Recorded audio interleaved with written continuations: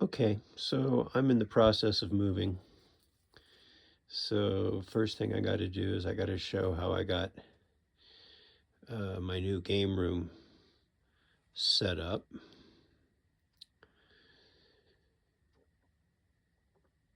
This is the first thing I set up as I moved over here.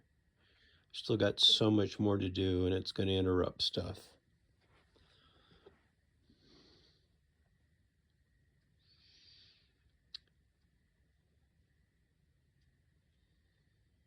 Still got some painting to do. And then best of all,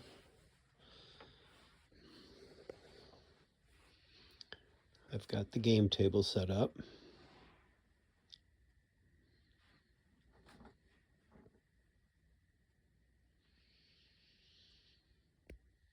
Keep some games going down in there. And so I got online on Consim World a couple months ago now and said that I was going to start a game of Strategy 1. And at the time I had said that I wanted to do something moving from the medieval period into the early modern, and that one of my goals was to figure out a system where I could have several years pass and just do political things in between campaigns. And I worked on that for quite a bit. And one of the things I discovered is that I really knew very little about the medieval period. And the longer I looked into it and the more I studied it, the more I realized, here's Imperium Romanum, the more I realized that I needed to educate myself, and I became fascinated and sidetracked.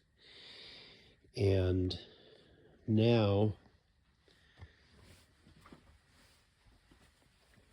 I've had to work my way through, I don't know, I'm about halfway through all of these books right here.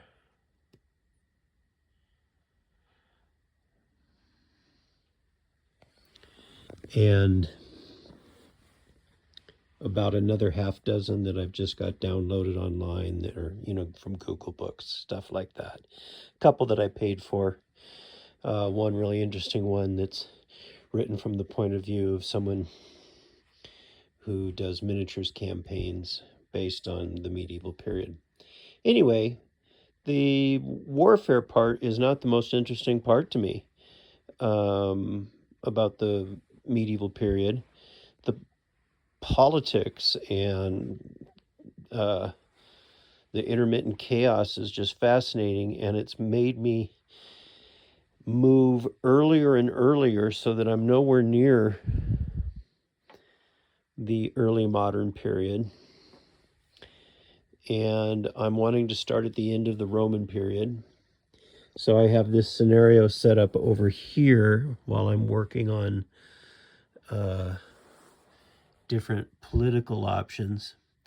I've really kind of decided that I want to do something, at least for the earlier periods, that's kind of like stratagems. That's a Joseph Miranda idea. Well, other people have used it, but he does wonderful things with stratagems in a number of his games.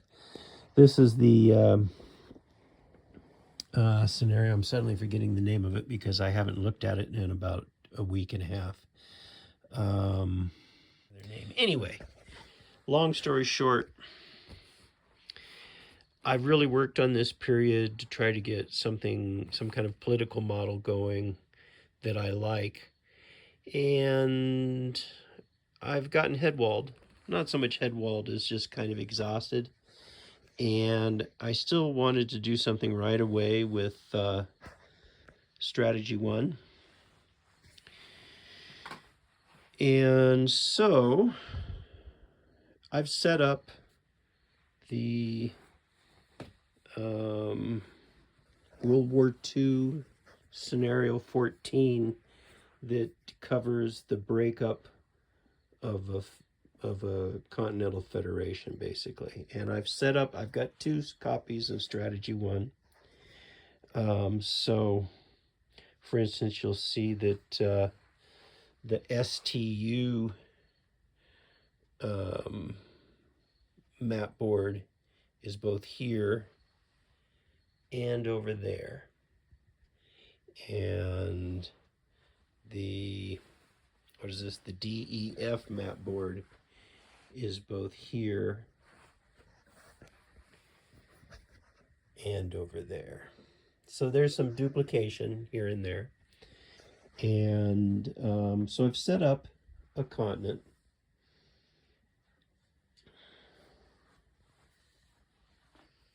With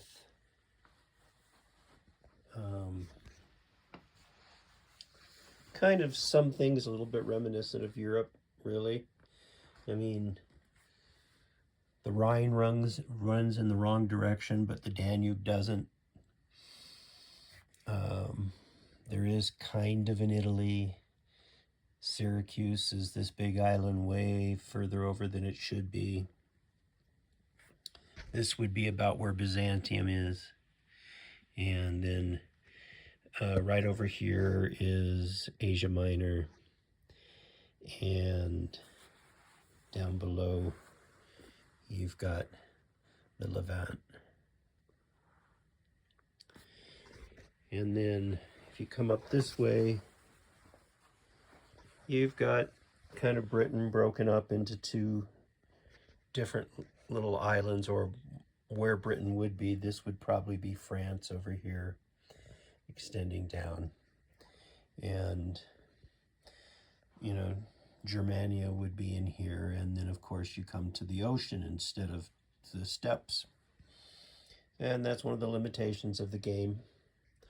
And so, you know, so this would be the British Isles. And then I've laid out a kind of a Norse area. Okay, so this map is essentially you sail south off of it and come onto this map. And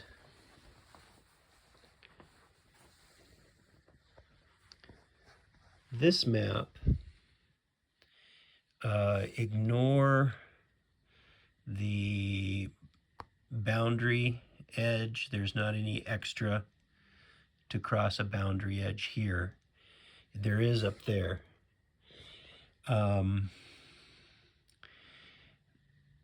So there's nothing extra to cross the boundary edge. There's no deep water. There's just this single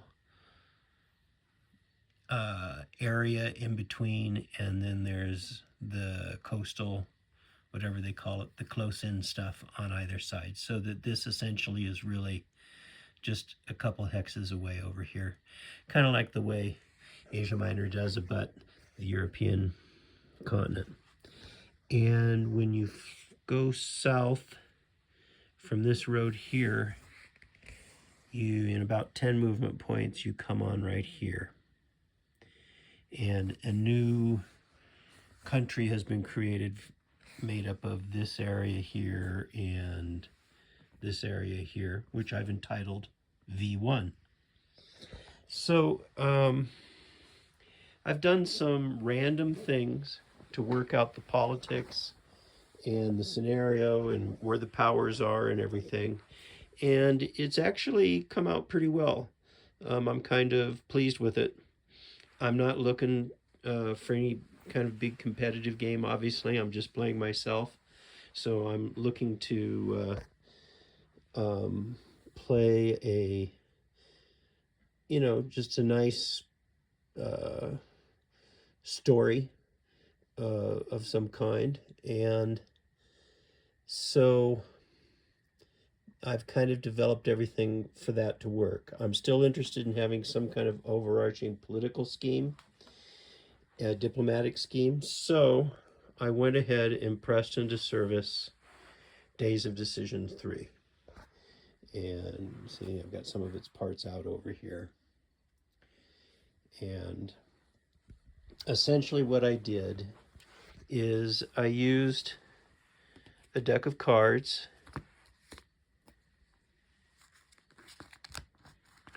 full deck of cards with 2 jokers in it. And I used those to create some randomness in how things were set up. I did modify it, but only slightly. This is the bidding track for strategy 1, and this is essentially the political display. The alliance areas, which are the shaded areas, the factional areas rather, are just roughly drawn in, and they're further away from the center than is the case in strategy, in the case of Days of Decision. And that's kind of partially an accident, but also in the end, I decided that that's kind of the way I wanted it. This is the breakup of some kind of a union. The alliances are not so pat. It's turned out that by placing cards down on the board, I wound up with some fairly consolidated areas. Country number 1, show, what the hell are they called? I better get my cheat sheet out here. Let's see. Oh, here it is over here. Okay.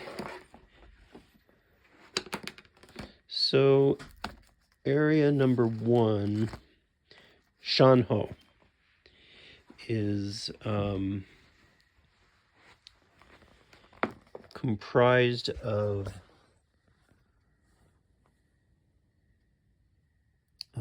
V, which is essentially this area here, and it extends on down along the coast here, and it also is S.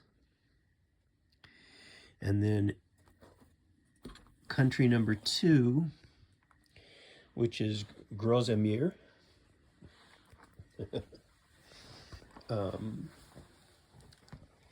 is N, which extends all the way up over there, all the way down to here.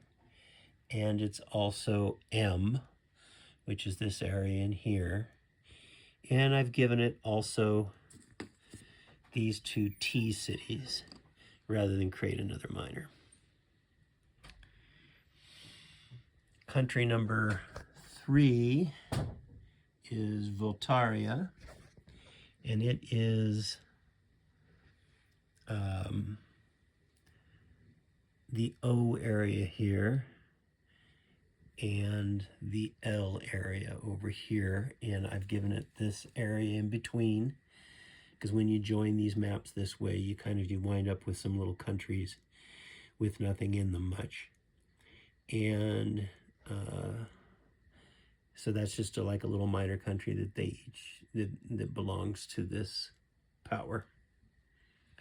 That's Voltaria. Basbaria is this country right here that is Italy, or like Italy, and then jumping over the Adriatic, or whatever we'll call it, you have K over here. So it has 2 states that are not directly connected by land. It also has no navy to speak of. Then after Basbera is Hussein, which is this Norse region up here, this Norway type region up here. I don't necessarily associate them with the Norse, or at least I'm trying not to. And they control all three of these areas, E, F, and D. And they're the furthest away from the action. Then next one on the list would be Contine. Try to keep my notes with me. Contine is J right here and C right here.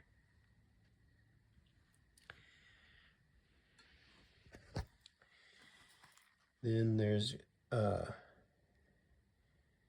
Genabria. I think it's Grenabia. I don't know. I'll have to look.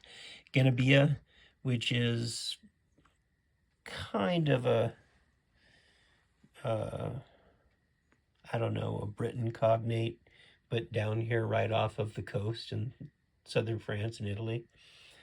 And originally, I believe it controlled one of these countries over here, and one of these countries controlled part of this. And that's the adjustment I made. I just swapped them. I might have made one other swap so that powers were continuous. I could just as easily have not done that. I just kind of decided that for this first run through of this kind of a thing that I would rather have them be continuous. It could be just as interesting to have them not be continuous. As a matter of fact, in the setup rules, it says that you're supposed to set everybody up on the board. You take, each person selects a power, they set up wherever they want to on the board, and then after the fact, you determine which countries belong to which people. So, in fact, hopefully you've got some supply units and with you, so that to keep you capable of supplying your forces until you can, I don't know, possibly conquer back or conquer the territory that you're in or whatever. I mean, it just would be really totally a jumble that way. Anyway,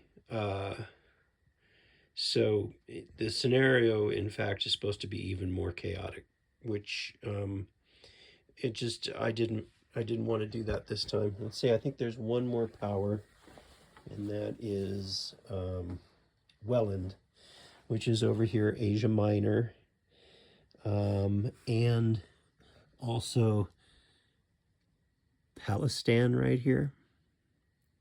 Those are the three powers. I let everybody pick three powers, basically. Sometimes two, sometimes three. I'm considering Welland over here and Hussein over there to be foreign powers, more or less, and are foreign nations, whereas this whole area was kind of a contiguous empire of some kind, and so it, it kind of broke apart. And so there's also some minors, and with regard to days of decision, I'm actually going to wind up considering all countries to be basically treated as minors in terms of what can be done in the political options. So you've got Ubo here as a minor, Widong, Zichao is a minor, Dramikos is a minor, Etrasia is a minor, and then back over here, Tantasi is a minor, Quantar and Russia are minors, and V1 is a minor. So I'm using the order of battle that comes with the scenario, and I've set that up. I've modified quite a few things to make everything work together. I'm sure I'll need to modify more, but for me, that's kind of part of the pleasure of doing this, is tweaking the system, moving it around. So basically, what we've wound up with is 3 factions and the original state.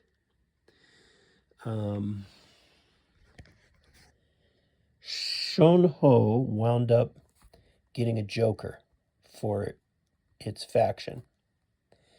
And then Grozamaries of spades, etc. All this down here like this. So the suit means that you belong to that specific faction. And then down here, you can see that these miners belong to a faction. The suit is its faction, and the number beside it is how aggressive it is. A joker is going to be basically kind of a wild card, kind of an instigator, or so I've decided it should be more closely played, almost like it's the protagonist in the game. And I have also made the Joker its own suit.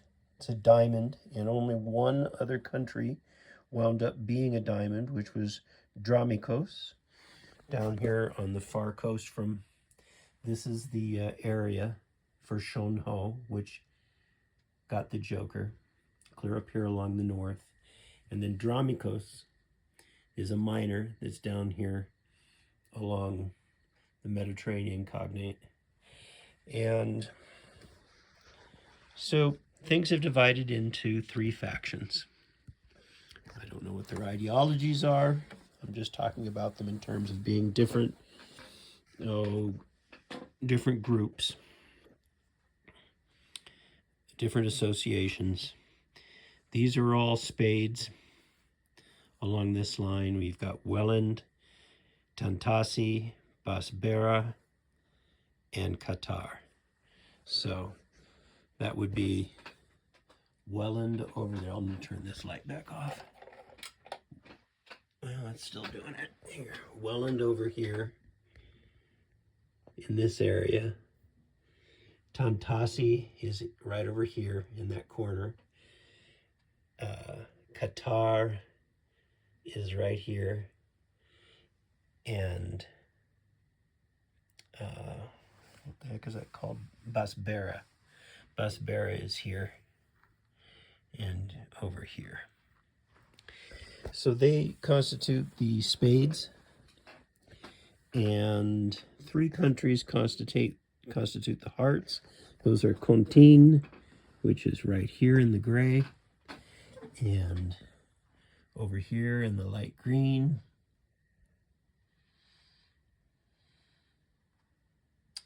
And then the third one in their faction is, actually there's 4 of them. So that's Grozmir over there. And then there's 2 miners. Is Etrasia here and Russia back there. Those all belong to the Heart Alliance. Well, not really alliance either.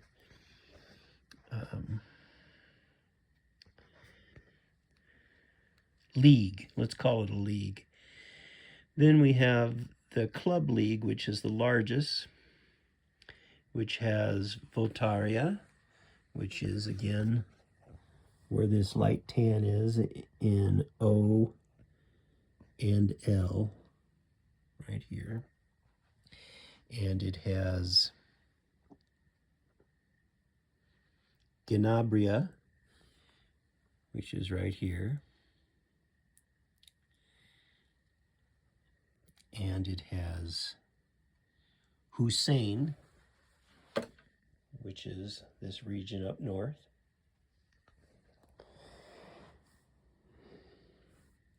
And then they also control, well, they don't control them, but the miners that are associated with them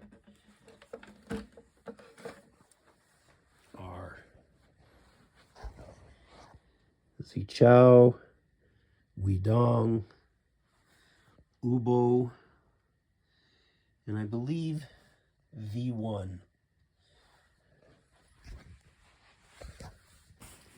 V1. This area in here. I worked up a table to create minor forces when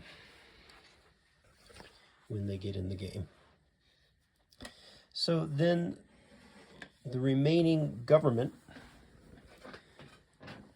is what I now consider to be the diamonds, and they're in the neutral position, and that is Shonho and Dramitikos, or whatever, I don't know, something like that. A couple turns in, I'll have them down. So there you go. This is the basically the political divisions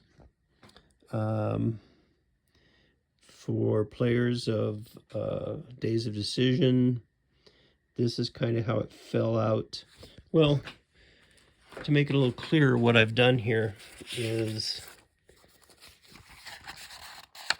okay, here we go. We've got a relations chart. And basically what you've got here is an idea of the level of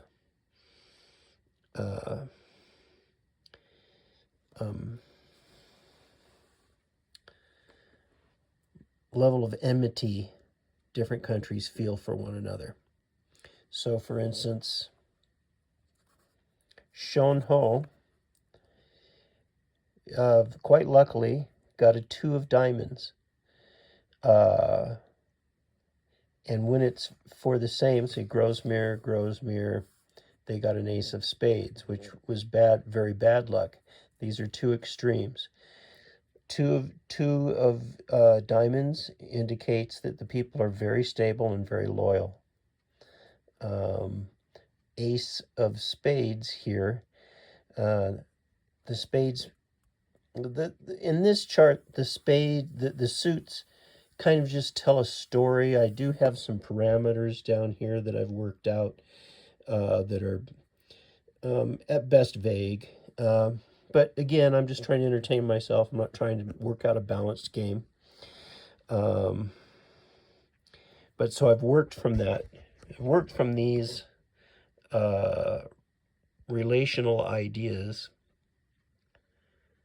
that were, once again, drawn randomly to create both a treaty chart and a war chart, which are things that you need to play Days of Decision. And so every single time there's a treaty or declaration of war, why something happens to adjust where these counters are relationally to one another on the map.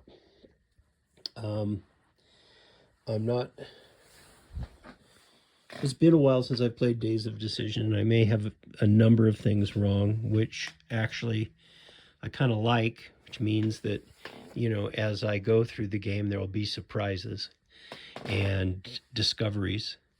But it's, you know, basically a beer and pretzels game. The only thing that's difficult about it is it has a lot of very specific exceptions that you really only learn, I think, through playing.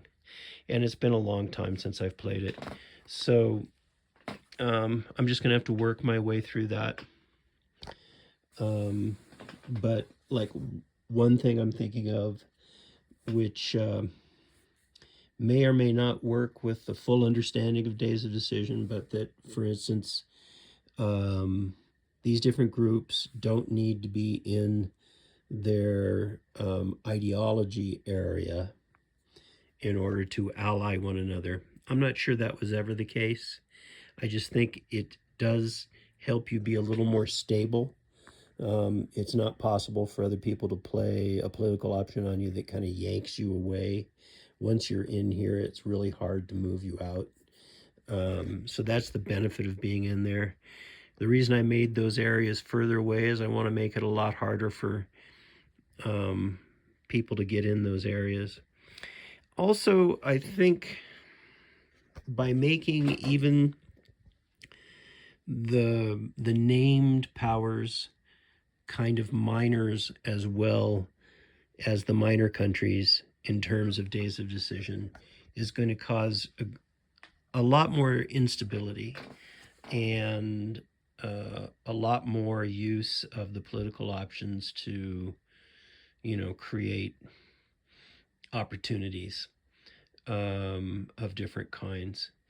Also, I think as war breaks out, things will kind of, powers will kind of start to move in certain directions and stabilize into coalitions anyway. But a little less stably than the real world situation just that's Days of Decision tries to describe for you. I think a dynamic might open up where it's very difficult to pull other powers, including even other countries, over into your area because it's so far away. But that it will be actually easier for Shon Ho to try to pull powers back into this neutral position, which basically represents the government that was. And I don't know whether or not that'll work out. There's a couple little tweaks with rules about when you can actually pull someone off of a certain location that I'm going to have to toy with. I want to make it a little more difficult to move Shonho around, and I'm probably going to have to house rule that. So there's the tech. In strategy 1, you have everybody starting out. Actually, I believe it's on technology level 2 for this scenario. Because Shonho started out as the kind of the protagonist, they got some bonuses. They started out on level 3. Then what I did is for every single tech, I also added 2. I added mechanized warfare and I added atomic bomb. So everyone started out straight up and down here on 2, and then for every single one I rolled a 10-sided die. If I rolled a 1, you went down 1. If I rolled a 10, you went up 1. Otherwise, you stayed right where you were. And then everyone got a number of points, a number of tech points that they could start out with. And I forget what I based that on at the moment. I'll remember and report that later on. But basically, they had a number of tech points coming to them. It came from the relational chart, I believe, and how aggressive they were and stuff like that. And how intact, how much their populace was at odds with the government, stuff like that, which that relational chart also shows. And so anyway, countries got like between, basically, I think the lowest was 5 or 6, and the highest was 9, I think, maybe. And then I decided that our protagonist would get 3 more than whatever the highest was. And so they used those. The first point that they took in a category cost 1. The second point cost 2. If they wanted to take a third point, it would have cost 4. And so this is kind of the way it fell out. You can't really see all the details by looking at this, but you can see that some powers have fairly good mechanized. Other powers are good with the bombing. I combined light bombing and heavy bombing into one I combined transports and paratroops into one. So the rules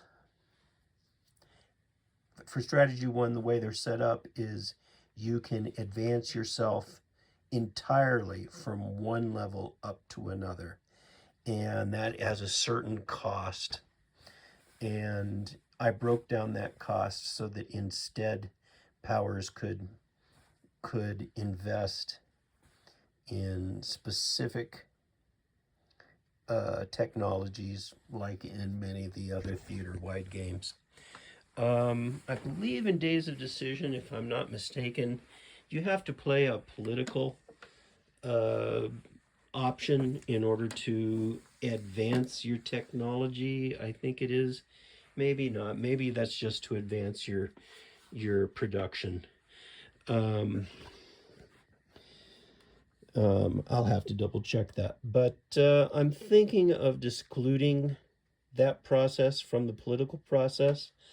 I'm also going to give the countries an extra 5. Okay, so politics in some ways is going to be, I think, slower. It depends upon how we wind up playing it. I mean, I think a lot of forces are going to want to be purchased as the game goes on, but also there are some advantages to playing some political options. Political options cost money. So do advances in technology. So do buying units. Buying units also cost oil and heavy metals and light metals and sometimes food. So every country has a number of these types of resources per the Strategy 1 rules. And those are all kept track of. Right now I'm just keeping track of them in a notebook.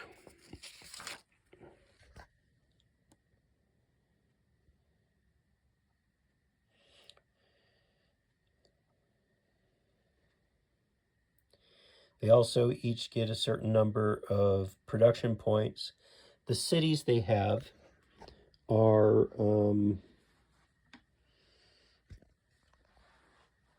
have different production multiples.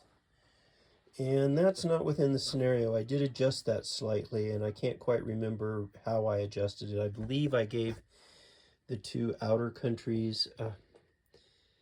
no, that's not why it was. Anyway, the production multiples are slightly different per city. And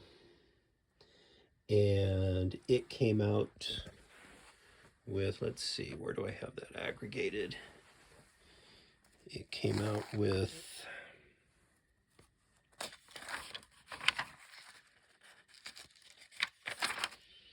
maybe I don't have that in one spot to show you. No, this is it right here. So for instance, if you look at this, Shonho starts out with 32 tax, Grosmere 24, Voltaria started out with 19, Basbaria 12, Hussein 34, Contine 34, Genabria 12, and Welland 20. And then they have different, the way Strategy 1 is set up is you play a 6-month turn. You can move your forces twice in that 6 months, but that's when you're not at war. Once you go to war, then you have monthly turns. Normally, you take a production turn once every 6 months. That's when you're not at war. Once you go to war, in this particular scenario, your production interval goes down to 5 months. However, another thing I've done for our protagonists is I've lowered them one more, like in many of the other scenarios in the game. This isn't breaking anything. To be a 4 when they're at war. So on the one hand, it might really behoove the nationalists to go to war as soon as possible so that they get more production. Their production level is actually much lower than a couple of the other countries. Shunho is 60, whereas Hussein gets 150 every production, and Contin gets 100, and Welland gets 120, and then some of these others are even lower. So basically, Shunho, when they're at war, are good for 180 per year, which is much closer to the 200 a year for Contin if they're not at war, or the 230 when they are at war for Contin, for instance. There are, in both Days of Decision and, let this focus.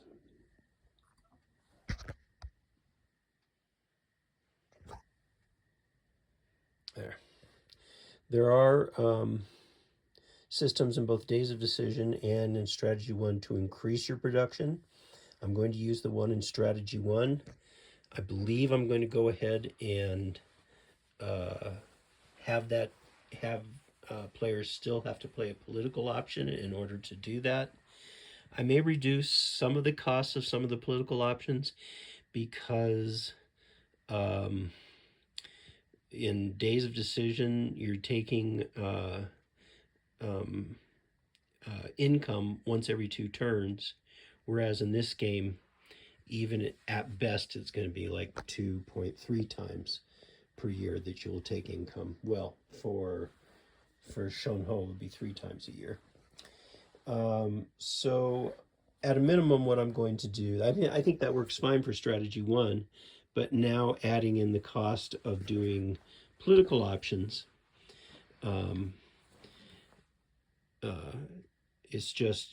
it would be too much for the income. So another thing I've done is I've added an additional 5,